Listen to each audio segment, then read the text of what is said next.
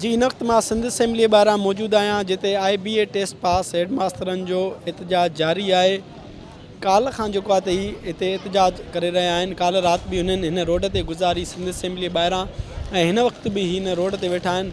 हेड मास्तरनि सां गॾु हेड मास्तराणी बि आहिनि जेके बि सिंध असेंबलीअ जे गेट आॾो पंहिंजो एहतजाज रिकॉर्ड करे रहिया आहिनि। हिननि जो हिकिड़ो ई मुतालबो आहे त सिंध हुकूमत खे घुरिजे त हिननि खे जेको आहे त पको कयो वञे। गुज़िरियल 4 सालनि खां ही सिंध जे मुख़्तलिफ़ स्कूलनि में कमु करे रहिया आहिनि। ॿिए तरफ़ सिंध हुकूमत जो इहो चवणु आहे त कोर्ट जे फ़ैसिले तहत जेको आहे त हिननि खे सिंध पब्लिक सर्विस कमीशन ज़रिए जेको आहे त टेस्ट वरिती पई वञे। पर हिननि हेड मास्तरनि पारां हैदराबाद जेको आहे त हाई कोर्ट में बि केस कयो ऐं उतां उहो फ़ैसिलो आयो त हीअ जेके हेड मास्तर कमु करे रहिया आहिनि इन्हनि खे उते कमु करणु ॾिनो वञे ऐं हिननि जूं जेको आहे पघारूं बि जारी कयूं वञनि।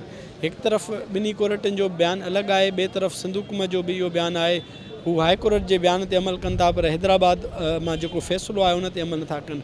हिते जेको आहे त राति जो वक़्तु आहे, हेड मास्तर पंहिंजो एहतजाज रिकॉर्ड करे रहिया आहिनि। पुलिस जी बि वॾी नफ़री हिते मौजूदु आहे पर हिननि जो इहो ई चवणु आहे, हिननि जो हिकिड़ी डिमांड आहे, हिकिड़ो ई मुतालबो आहे त जेसिताईं खेनि पको न कयो वेंदो तेसिताईं ही सिंध असेंबलीअ जे ॿाहिरां पंहिंजो एहतजाज रिकॉर्ड कराईंदा। हिननि जो इहो चवणु त सिंध हुकूमत खे घुरिजे त सिंध असेंबलीअ मां बिल पास कराए हिन समूरनि हेड मास्तरनि खे जेको आहे त पको करे। जेसिताईं हू पको न कंदा तेसिताईं सिंधनि जेको एहतजाज आहे उहो जारी रहंदो। जी।